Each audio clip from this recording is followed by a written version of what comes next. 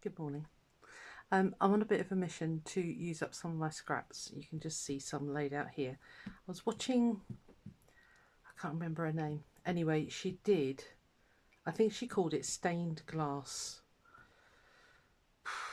quilting or something. I can't remember. And all it is you lay out your scraps and then you use all your ribbons or your bias tapes or stuff like that just to hide the raw edges. So there's a lot of sewing involved, but I've got a basket full of scraps that I really need to get through. So I'm on a bit of a mission to try and do that today, at least on this piece. It's about, I don't know, it's probably 1 metre by half a metre piece of polyester batting stuff here, the self-adhesive stuff. So I've got that sticky side up. So when I get around to it, I will be ironing all of this down flat. At the moment, I'm just laying out bits and pieces. So we have got a willow dog here just for the day. I'm babysitting, but it's only for the day. Will you stop scratching? No. Yeah, so I just thought I'd show you this. I'll probably speed a lot of this up. Hello. And yeah, and then I'll show you a bit of the stitching, and then I'll sort of pause it again, and then I'll basically show you the finished article. It's going to be a handy piece of fabric just to cut up into really wacky bags, basically, or pencil cases, or whatever I choose to do with it. So I'm going to angle the camera down a bit now so that you can actually see what I'm up to. Yeah, and probably fast forward you and things like that after I've said hello to Willow again. Yeah, so let's get cracking. So say the idea is that you lay out all your scraps. You're not going to see anything there. It's on a very it's just on a piece of board. I haven't got a table big enough, so I've got this piece of board that I've just laid out my wadding on, and yeah, I've got a sort of really scraggly bits, so I'm just going to give that a quick iron. I've got my iron on ready here by the side of me, so we will get on and lay out a load of scraps, and then they're off out of my basket and hopefully made into something useful. So I'm going to speed you up now. I know you're not going to see it all, but I'll give you an overview when I've laid everything down, basically. So supersonic.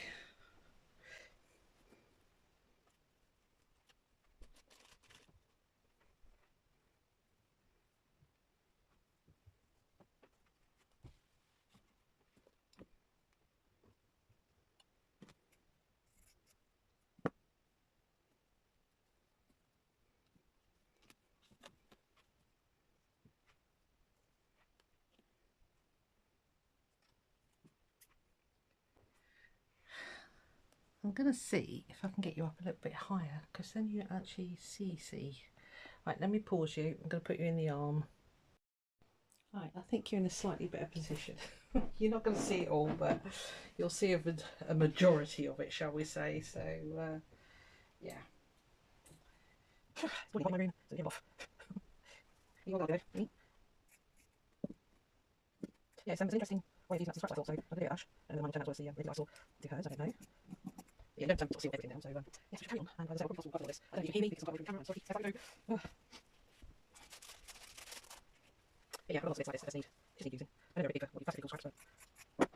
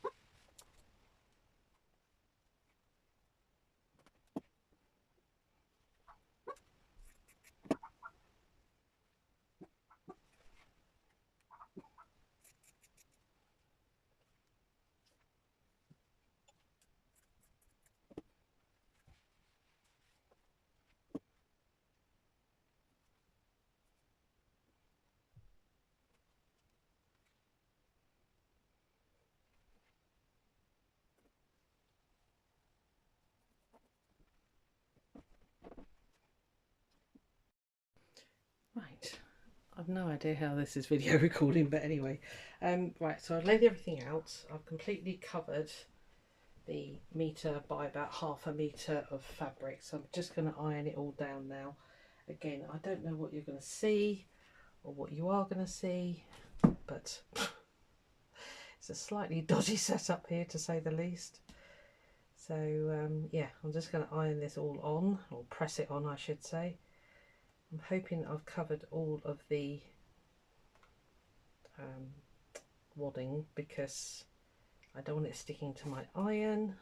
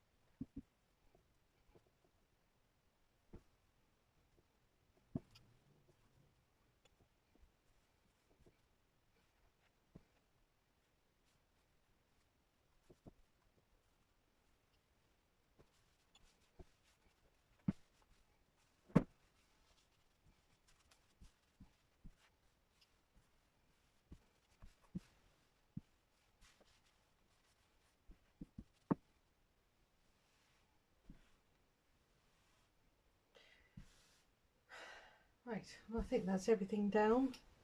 Just kind of needs to be tacked down, and then once it's actually in a fabric, I'll give it all a thoroughly good pressing once I've done all the stitching. Although once the stitching's on, I won't need to press it that hard. But yeah, so there we are. That's a load of scraps used up. So let me just unplug this iron.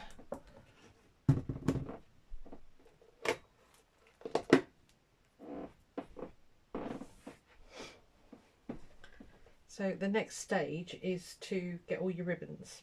I mean, I've got a bucket full of ribbons.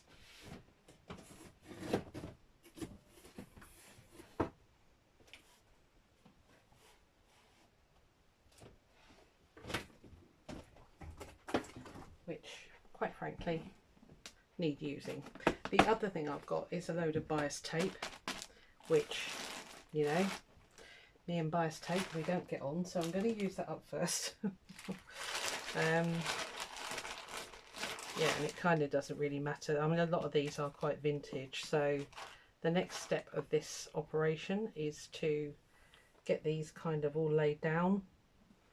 And as I say, the video I watched, she said it doesn't matter if you crisscross or, you know, just do what you need to do to cover your raw edges, basically. That's a bit blah, that colour. So yeah, so that's my next step. I'm going to stop you now, and then as I say, the next step will be at the sewing machine. So yeah, and even if you cut through like here to cut, I'll have to cut through the middle of that, it doesn't matter. And yeah, let's see how it goes. Right, I've just started stitching, and I thought, oh, I haven't shown you the update so far. So this is it in its glory. Yeah, it's going to be so much stitching to do. This might be the only piece I ever do of this, but never mind. So there's bias binding on most of it. Yeah, so I'm literally just started stitching. I've just done this. I've decided to do black thread. So I've just done that red piece there. So yeah, lots more to go. I'm not going to show you all the stitching because it's going to be a couple of hours. But yeah, it's quite eccentric, isn't it? But I think it's going to look all right. So yeah, I'll show you it when it's all stitched. I was going to say won't be long, but I will be. Right, I've done all the stitching. The annoying thing is you have to do both sides. But you know, it is what it is. I have got a twin needle, but it had been wide enough for these ones, but these slightly wider ones, it would have been just been a pain. But there it is. It's still raggedy on the edges because I won't tidy those up until I actually make something. I did miss here with the binding, so I've had to do a zigzag stitch there, but you know, that might be on the edge of a whatever I make anyway, so it won't be seen. But yeah, it's been a bit of a labour of love. It's taken about 2 hours. I don't have an industrial machine, so you know, I whizzed it through as quickly as I could. But yeah, so I'm just going to give it a final pressing, just to make it all sort of sit nicely and get rid of the lumps and bumps that the pins caused and things like that. But yeah, isn't it? I don't know about you. What do you think? I find it an interesting fabric. So yeah, I'll decide what I'm going to make with it, and then I'll sort of put that at the end of the video maybe. There we are. Fun, fun, fun. Right, I'm harvesting. I've laid it out on my cutting mat, the whole piece. Okay, looks lovely. I've squared it all up, apart from this bottom edge, because I don't want to cut too much off here. I'll explain in a minute what I've kind of measured out. So the finished piece measured 88 centimetres by 56. I don't know what that is in inches, but my mat's in centimetres, so that's it really. So what I'm going to do, let me just get to the end. Sorry, I've had to put the light on. It's very shadowy. It's pouring with rain. So I think what I've decided is I've cut this piece 14 centimetres wide by the width, and what I think I'm going to do is make some smaller bags. They're going to have like a top on here. All right, so I'm going to have 3 of those, because I can get 3 of those before I get to the butterfly, the big butterfly here. And then I'm going to cut it that way for the rest of it, because I don't want to cut that, basically. I'm being very precious about it. I shouldn't have put it on.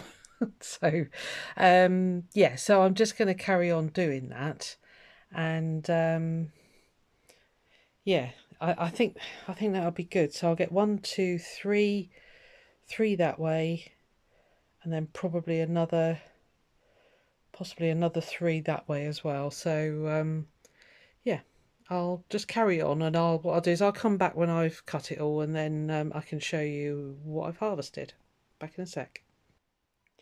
Right, I've finished harvesting. So I've got 1, 2, 3, 4, 5 of the smaller scrappy bags. As I say, they are going to have probably a 2-inch top on them or something like that, so they'll be a little bit bigger than that. And then this is the big piece that I've kind of kept for to keep the butterfly intact. So I I'm just thinking I could cut that down a bit and make a separate backing for it. Sorry, moving you out of the way. Yeah, I'll decide what I'm going to do with this piece, but this piece, these little ones here, I'm definitely going to do, I'll say, sort of hodgepodge, scrappy little, probably, you know, like, I was going to say pencil cases, but actually, do you know, once they've got a top on them with the zip, they're going to be kind of like ideal for a little crochet project or a sock project or a really large pen holder or whatever really. So aren't they? I love the randomness, you know, when you cut it up. So this one here, you know, you got, sorry, I got the shadow of the phone in the way, I can't move it. So you got that piece, and then you got, you know, little pieces like that up the top. It's great fun, and it's used up quite a lot of scrappy bits. Not true scrappies, because I don't know, do I keep them? I don't know. I'm a bit naughty. I do kind of throw quite a bit away, so I might stop now, having done this. But yeah, they're going to be fun when they're finished. And I say this one here, I don't know. I might cut it there actually, maybe down the middle of there. I want to get maximum out of it because it's taken a lot of time. And time is the biggest expense, as you know when you're making stuff to sell. So I might cut down here, leaving make sure I don't go into the seam allowance for that, and that'll be quite a nice size bag there, and maybe make that into a needle case or something. So there we are. Anyway, I'll stop this video for now because there's going to be loads of videos joined together for this one, so I'm sorry. It's been about 2 weeks in between, and I'll come back and do a final video when I show you what I've made from everything. All right, back soon. Right, hello, it's me again. I thought I'd show you what I managed to harvest out of that piece of fabric. I did have to team it with other fabrics, so I've used it mainly as the base of bags. So for maximum yardage, I guess I could say, really, because it took a lot of time to make that piece with all the bias binding strips. So really, anyway, I managed to make a little dinky pencil case. So there's that one. It's quite cute. I managed to make a zip up bag. This is the fabric I teamed it with, which came already embellished, which was really pretty. So that's a tall zip up bag basically. So just, you know, bog standard zip bag, but really nice. I think it would make a cracking bag for like socks or a small crochet project or something like that. So, and there's the fabric on the bottom. You end up with bits like that, you just can't help it, because that's just, you know, the nature of the fabric that you end up with basically.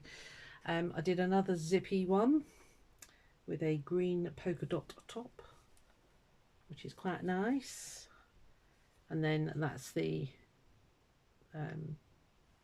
bias bound fabric, and again that's another zip one with a snazzy lining, and 3 more to go. So these are well cute. I love these. Again, that's that fabric which is already embellished, but these are little drawstring bags, and I deliberately made the tops quite long, if you like, so that they poof out, which I think is dead cute.